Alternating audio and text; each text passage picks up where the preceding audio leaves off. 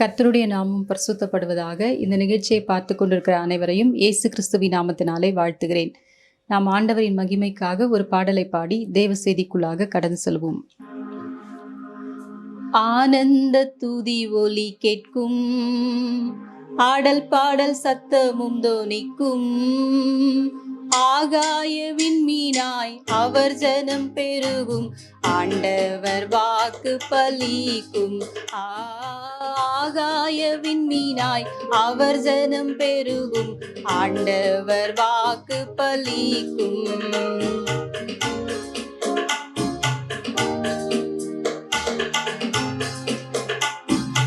ஆதி நிலை எகுவோமே, ஆசி திரும்ப பெறுவோமே.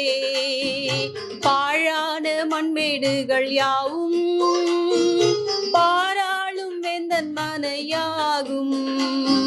சிறை வாழ்வு மறையும், சீர்வாழ்வு மலரும், சீயோனின் மகிமை திரும்பும்.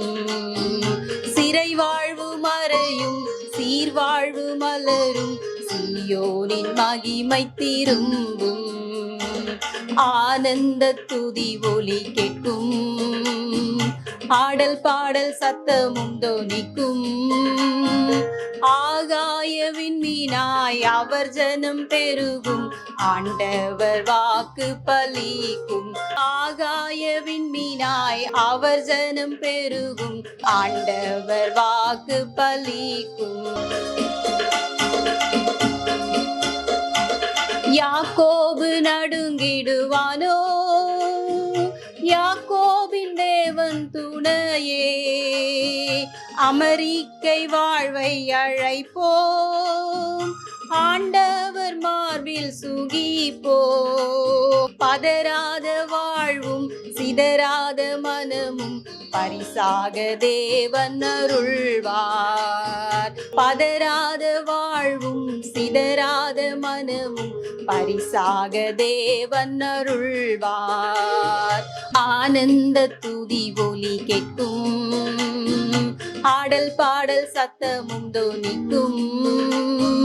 ஆகாய விண்மீனாய் அவர் ஜனம் பெருகும், ஆண்டவர் வாக்கு பலிக்கும். ஆகாய விண்மீனாய் அவர் ஜனம் பெருகும், ஆண்டவர் வாக்கு பலிக்கும்.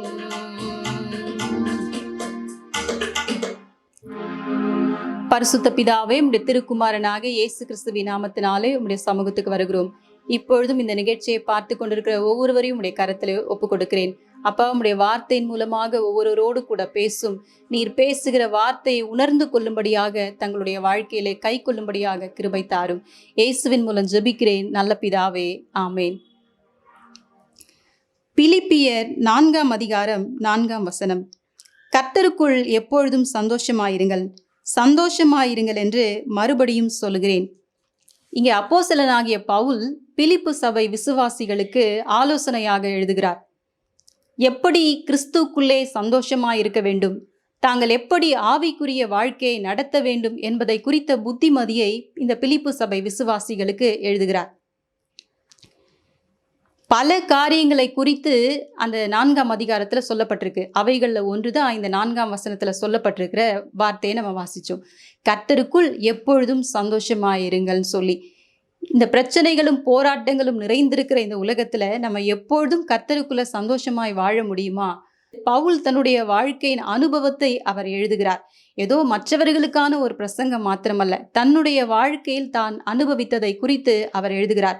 பவுலை குறித்து நம்ம வாசிக்கும் பொழுது 2 கொரிந்தியர் 11ஆம் அதிகாரத்தினுடைய 23 - 25 வரை உள்ள வசனங்களில் சொல்லப்பட்டிருக்கு. எல்லாரை காட்டிலும் நான் அதிகமாக ஆண்டவருக்காக நான் பிரயாசப்பட்டேன். மரண அவஸ்தையில் நான் அநேக தரம் இருந்தேன். மிலாறுகளால் நான் அடிக்கப்பட்டேன். கப்பர் சேதத்தில் இருந்தேன். 2 ராத்திரி முழுவதும் நான் கப்பலிலே கழித்தேன் என்றெல்லாம் சொல்லி பல காரியங்களை, தன்னுடைய வாழ்க்கையிலே தான் அனுபவித்த போராட்டங்களை குறித்து 11ஆம் அதிகாரத்தில் எழுதுகிறார். 12ஆம் அதிகாரத்துல நம்ம வாசிக்கும்பொழுது, என்னுடைய சரீரத்திலே ஒரு முள் கொடுக்கப்பட்டிருக்கிறது. அது என்னை குட்டும் சாத்தானுடைய தூதனாய் இருக்கிறதுன்னு சொல்லி எழுதுகிறார். அப்போ மனிதர்களால பவுலுக்கு போராட்டம், தன்னுடைய சரீரத்திலும் அவருக்கு உபத்திரவம். ஆனா அப்படிப்பட்ட சூழ்நிலையில அவர் இந்த விசுவாசிகளுக்கு எழுதுகிறார், நீங்க கர்த்தருக்குள் சந்தோஷமாயிருங்கள்னு சொல்லி. அதை குறித்து நம்ம வாசிக்கும் பொழுது, அந்த 4ஆம் அதிகாரத்தினுடைய 11, 12 வசனங்கள்ல வாசிக்கிறோம். நான் எந்த நிலைமையில் இருந்தாலும் மனரம்யமாயிருக்க கற்றுக்கொண்டேன். தாழ்ந்திருக்கவும் எனக்கு தெரியும், வாழ்ந்திருக்கவும் எனக்கு தெரியும். எவ்விடத்திலும் எல்லாவற்றிலும் திருப்தியாயிருக்கவும், பட்டினியாயிருக்கவும், பரிபூரணப்படவும், குறைவுபடவும் நான் போதிக்கப்பட்டேன்னு சொல்லி எழுதுகிறார். தன்னுடைய வாழ்க்கையிலே தான் கற்றுக்கொண்ட அனுபவத்தை இன்றைக்கு இந்த பிலிப்பு சபை விசுவாசிகளுக்கு ஆலோசனையாக எழுதுகிறார். தான் சந்தித்த பிரச்சனைகள், உபத்திரவங்கள், போராட்டங்களுக்கு மத்தியிலே ஒரு மனரம்மியமான ஒரு மன அமைதியை, சந்தோஷத்தை தன்னுடைய வாழ்க்கையில் அவர் பெற்றிருந்திருக்கிறார். இந்த வசனத்துல 2 காரியங்களை அவர் எழுதுகிறத பார்க்கிறோம். கர்த்தருக்குள் சந்தோஷமாயிருங்கள், அடுத்ததா கர்த்தருக்குள் எப்பொழுதும் சந்தோஷமாயிருங்கள் சொல்லி எழுதுகிறார். ஒரு சில தருணங்கள்ல மாத்திரம் கர்த்தருக்குள்ளே சந்தோஷமான ஒரு வாழ்க்கை அல்ல, வாழ்நாள் முழுவதும் நீங்க கர்த்தருக்குள் எப்பொழுதும் சந்தோஷமாயிருங்கள் என்று சொல்லி எழுதுகிறத பார்க்கும். இன்றைக்கு நாம் கர்த்தருக்குள் சந்தோஷமாயிருங்கள் என்ற வார்த்தையை குறித்து நம்ம இன்றைக்கு தியானிக்க போகிறோம். ஆண்டவருக்குள்ள நம்ம எப்படி சந்தோஷமா இருப்பது, ஆண்டவர் நமக்கு தருகிற சந்தோஷம் எப்படிப்பட்ட சந்தோஷம், அவர் தருகின்ற சந்தோஷத்தை நம்முடைய வாழ்க்கையில நம்ம பெற்றுக்கொள்ள என்ன வழிமுறைகளை நம்முடைய வாழ்க்கையில நாம் கையாள வேண்டும் என்பதை குறித்து நம்ம இன்றைக்கு தியானிக்க போகிறோம்.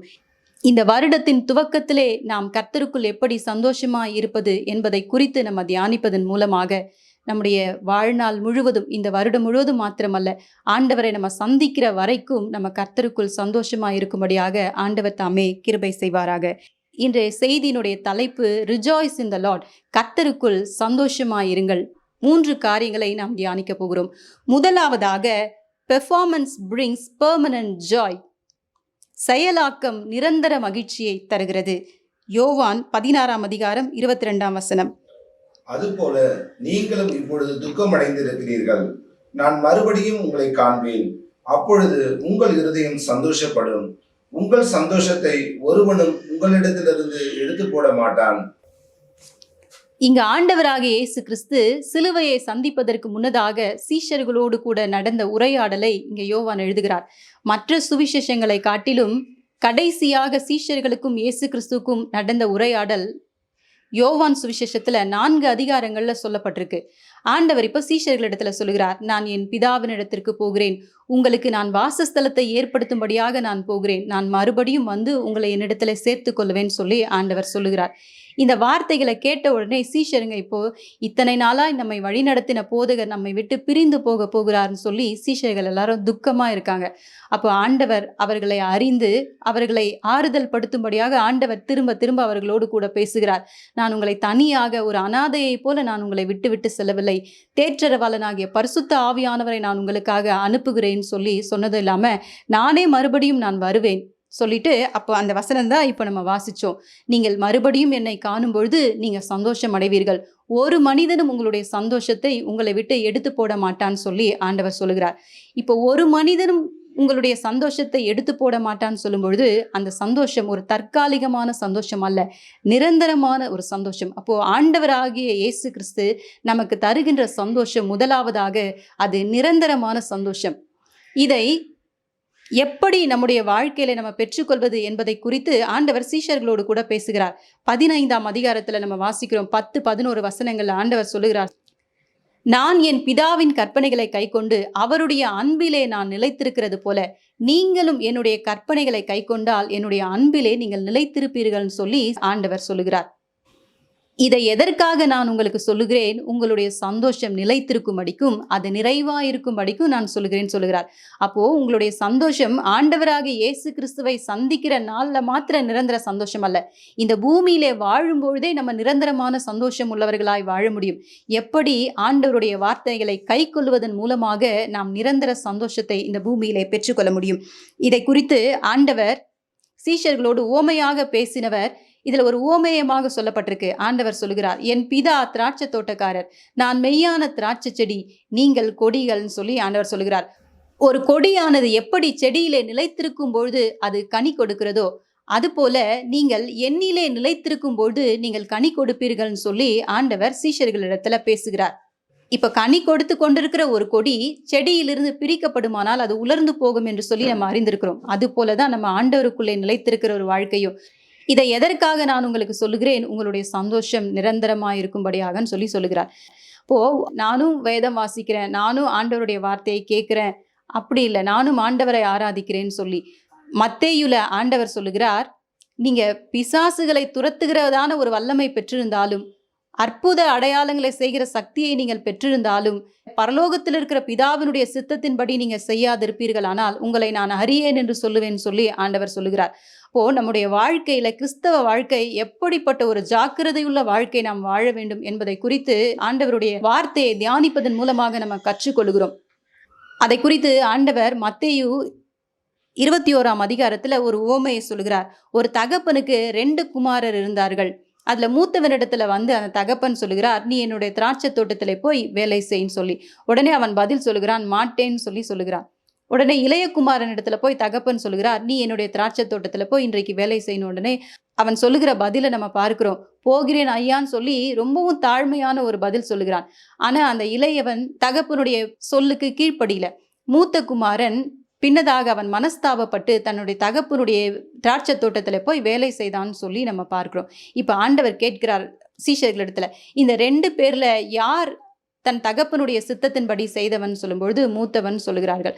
அப்போ இன்றைக்கு நம்ம வெறும் ஆண்டவருடைய வார்த்தையை கேட்கிறவர்களாக அல்ல, கேட்கிற வார்த்தையை நம்முடைய வாழ்க்கையிலே கை கொள்ளும் பொழுது, இந்த பூமியிலே வாழும் பொழுதே இயேசு கிறிஸ்து எப்படி தன்னுடைய வாழ்க்கையில தன் பிதாவின் வார்த்தைகளை கை கொண்டதனால ஒரு நிரந்தரமான சந்தோஷத்தை பெற்றுக்கொண்டாரோ, அதுபோல நாம் இன்றைக்கு நிரந்தரமான ஒரு சந்தோஷத்தை நம்முடைய வாழ்க்கையிலே நாம் பெற்றுக்கொள்ள முடியும். இரண்டாவதாக, fellowship brings fullness of joy. ஐக்கியம் நிறைவான மகிழ்ச்சியை தருகிறது. 1 யோவான் 1ஆம் அதிகாரம் 3-4 வசனங்கள். நீங்கள் எங்களுடைய ஐக்கியம் உள்ளவர்களாகும்படி நாங்கள் கண்டும் கேட்டும் இருக்கிறதை உங்களுக்கு அறிவிக்கிறோம். எங்களுடைய ஐக்கியம் பிதாவோடும் அவருடைய குமாரனாகிய இயேசு கிறிஸ்துவோடும் இருக்கிறது. உங்கள் சந்தோஷம் நிறைவாகும்படி இவைகளை உங்களுக்கு எழுதுகிறோம். இந்த வேத பகுதியில அப்போஸ்தலனாகிய யோவான் உங்களுடைய சந்தோஷம் நிறைவா இருக்க வேண்டும் என்று சொல்லி எழுதுகிறார். நாம் ஆராதிக்கிற ஆண்டவர் எப்படிப்பட்ட ஆண்டவர்? அவர் நிறைவானவர். அவர் தருகிற எந்த ஒரு காரியமும் குறைவானதல்ல. அப்போ அவர் தருகிற சந்தோஷமும் நிறைவான சந்தோஷம். இப்போ யோவான் என்ன எழுதுகிறார்? நாங்கள் இன்றைக்கு நிறைவான சந்தோஷத்தை பெற்றிருக்கிறோம். எப்படி நாங்கள் நிறைவான சந்தோஷத்தை பெற்றிருக்கிறோம்? எங்களுடைய உறவு பிதாவோடும் அவருடைய குமாரனாகிய இயேசு கிறிஸ்துவோடு கூட எங்களுடைய உறவு இருக்கிறது. அதனால நாங்கள் நிறைவான சந்தோஷத்தை பெற்றிருக்கிறோம். நீங்க உங்களுடைய வாழ்க்கையில அந்த நிறைவான சந்தோஷத்தை பெற்றுக்கொள்ள வேண்டுமானால் நீங்க எங்களோடு கூட ஐக்கியப்படுங்கள்னு சொல்லி இங்க யோவான் எழுதுகிறத பார்க்கிறோம். ஆண்டவர் இந்த பூமியில வாழ்ந்தபொழுது 2 கற்பனைகளை மனிதனுக்கு தந்தார். உன்னுடைய தேவனாகிய கர்த்தரிடத்திலே முழு இருதயத்தோடும் முழு ஆத்துமாவோடும் முழு பலத்தோடும் முழு சிந்தையோடும் நீ அன்பு கூறுவாயாகன்னு சொல்றதுதான் முதலாவது பிரதான கற்பனை. எப்பொழுது 2 மனிதர்களிடத்துல உறவு ஏற்படும்? அவர்களிடத்துல அன்பு இருக்கும் பொழுதுதான் அவர்களிடத்துல உறவு ஏற்படும். இதை ஆண்டவர் இங்க மனிதர்களுக்கு வலியுறுத்துகிறார். நீங்க முதலாவது என்னை அன்பு செய்ய வேண்டும். நம்ம அன்பு செய்யும் பொழுதுதான் அவரோடு கூட ஐக்கியப்பட முடியும். ஐக்கியப்படும் பொழுதுதான் இந்த நிறைவான சந்தோஷத்தை நம்முடைய வாழ்க்கையிலே பெற்றுக்கொள்ள முடியும் என்று வசனம் சொல்லுகிறத நம்ம பார்க்கிறோம். அது மாத்திரமல்ல, தொடர்ந்து அதற்கொப்பான 2ஆம் கட்டளை சொல்லப்பட்டிருக்கு. நீ உன்னிடத்திலே அன்பு கூறுவது போல நீ பிறனிடத்திலும் அன்பு கூறுவாயாகன்னு சொல்லி சொல்லப்பட்டிருக்கு. அதை குறித்து யோவான் தொடர்ந்து எழுதுகிறார். நீங்க ஆண்டவரோடு கூட நீங்க ஐக்கியப்பட்டிருக்கிறேன்னு சொல்லியும் உங்களுடைய சகோதரனை நீங்கள் பகைப்பீர்களானால் நீங்க பொய் சொல்லுகிறவர்களா இருப்பீர்கள்னு சொல்லி எழுதுகிறார். நாம் ஆராதிக்கிற ஆண்டவர் ஒருவரும் சேரக்கூடாத ஒளியிலே வாசம் பண்ணுகிறவர். இந்த வானத்தையும் பூமியும் அவர் உண்டாக்குவதற்கு முன்னதாக முதலாவது வெளிச்சத்தை உண்டாக்கினார்னு சொல்லி ஆதியாகமம் 1ஆம் அதிகாரத்துல நம்ம வாசிக்கிறோம். வெளிச்சத்தை உண்டாக்கி இருளையும் வெளிச்சத்தையும் வெவ்வேறாக பிரித்தார்னு சொல்லி சொல்லப்பட்டிருக்கிறத பார்க்கிறோம்.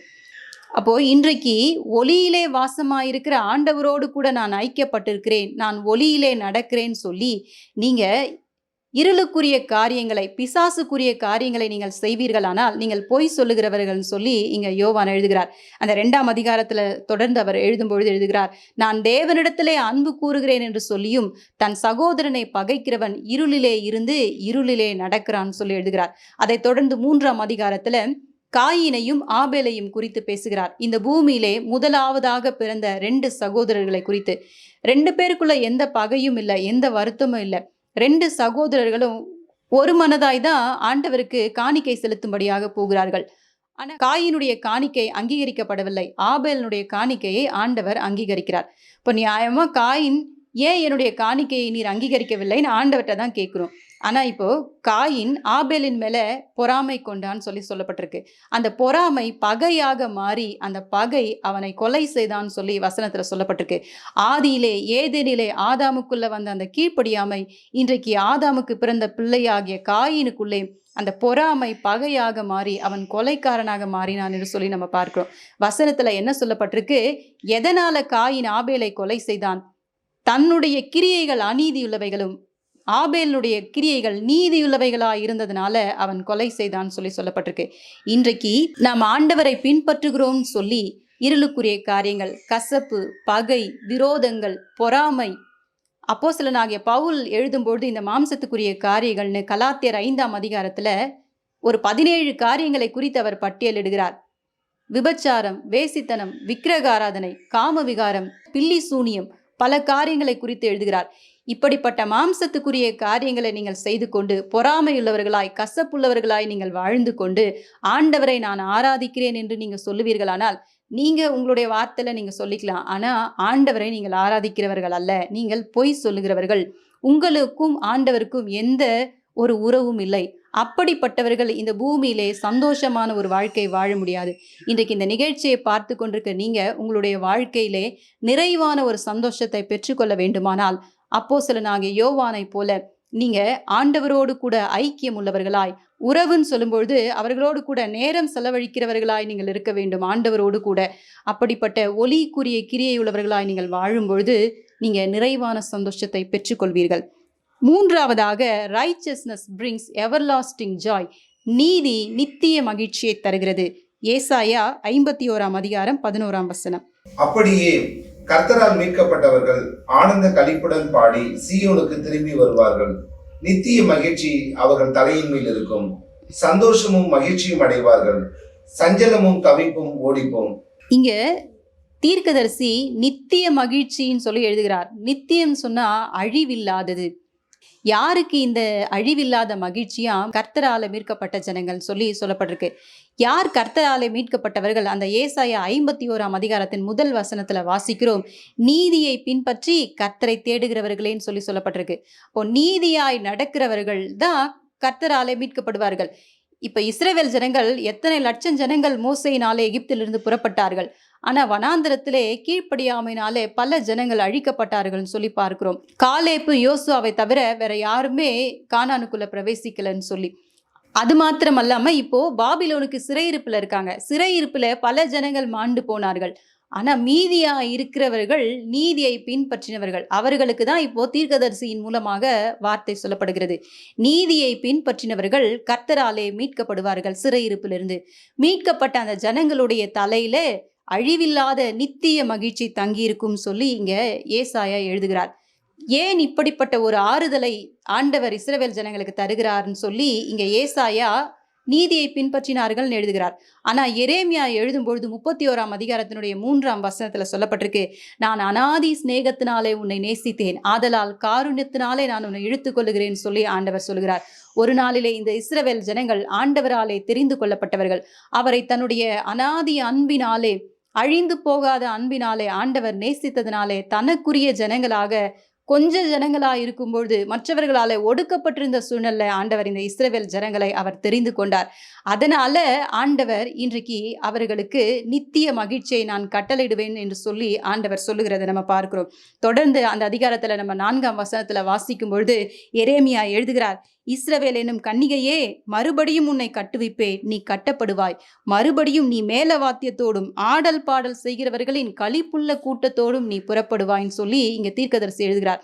ஒருவேளை அவர்கள் சிறையிருப்பிலிருந்து புறப்படுவதை குறித்து சொல்லப்பட்டாலும் எப்படி சொல்லப்பட்டிருக்கு, ஒரு பெண் திருமணத்துக்காக ஆயத்தமாக்கப்பட்ட பெண் மணவாளனை சந்திக்கும் பொழுது எப்படி ஊர்வலமாக ஆடல் பாடல் சந்தோஷத்தோடு அவள் கொண்டு போகப்படுகிறாளோ, அதுபோல இந்த இஸ்ரவேல் ஜனங்களை நான் சந்தோஷத்தோடும் களிப்போடும் உங்களை சிறையிருப்பிலிருந்து நான் கூட்டி செல்வேன் சொல்லி ஆண்டவர் தீர்க்கதரிசியின் மூலமாக இந்த ஜனங்களுக்கு பேசுகிறார். இது இஸ்ரவேல் ஜனங்களுக்கு மாத்திரமானா, இஸ்ரவேல் ஜனங்களுக்கு அன்றைக்கு சிறையிருப்புக்காக லிட்ரலாவே அவர்களுக்காக சொல்லப்பட்டது. ஆனா இன்றைக்கு நாம் ஆவிக்குரிய இஸ்ரவேலர்களாய் இருக்கிறோம்.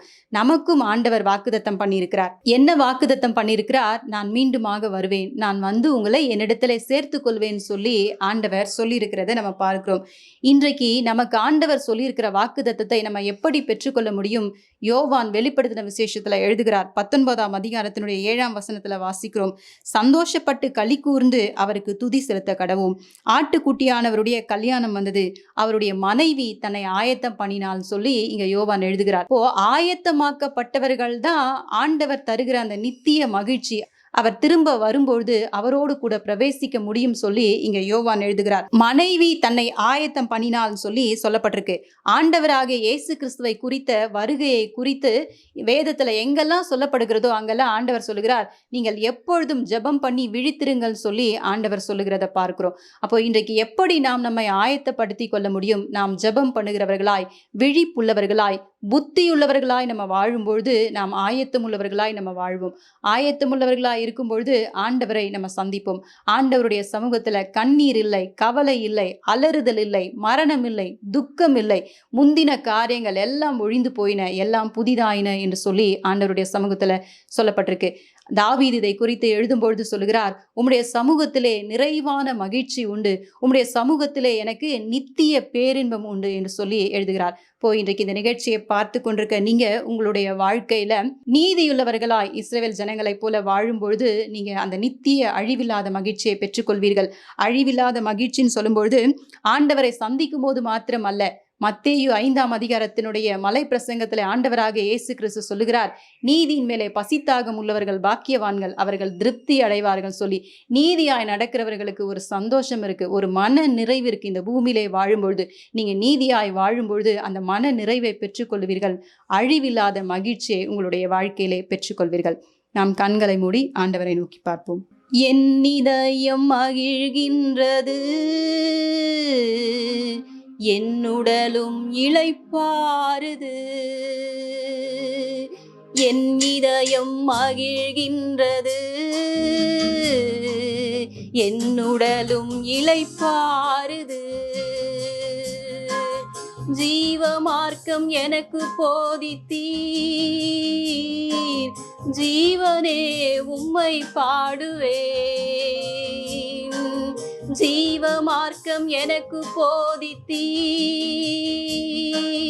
ஜீவனே உம்மை பாடுவேன். என் இதயம் மகிழ்கின்றது, என் உடலும் இளைப்பாறுது. ஆராதனை உமக்கே, நாளெல்லாம் ஆராதனை, ஆராதனை உமக்கே, நாளெல்லாம் ஆராதனை, ஆராதனை உமக்கே, நாளெல்லாம் ஆராதனை, ஆராதனை உமக்கே, நாளெல்லாம் ஆராதனை, ஆராதனை உமக்கே, நாளெல்லாம் ஆராதனை. முன்னே எனக்கு நிறைவான மகிழ்ச்சி உண்டு, அருகில் எப்போதும் நித்திய பேரின்பம் உண்டு. முன்னே எனக்கு நிறைவான மகிழ்ச்சி உண்டு, அருகில் எப்போதும் நித்திய பேரின்பம் உண்டு. நிறைவான மகிழ்ச்சி நீரே,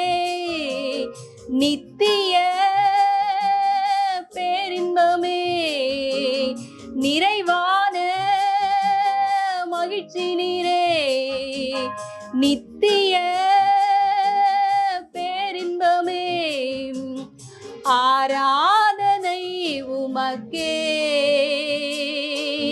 நாளெல்லாம் ஆராதனை, ஆராதனை உமக்கே, நாளெல்லாம் ஆராதனை.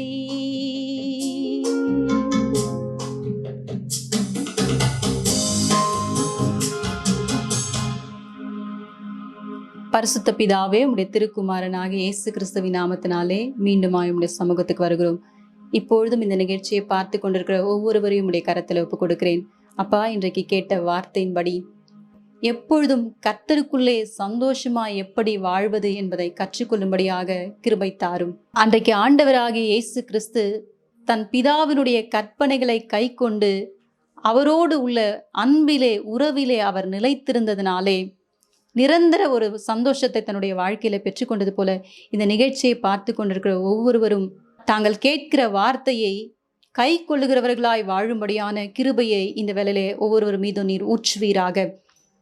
தன்னுடைய வாழ்க்கையில இயேசு கிறிஸ்துவை போல ஒரு நிரந்தரமான சந்தோஷத்தை பெற்றுக்கொள்ளும்படியாக கிருபை தாரும்.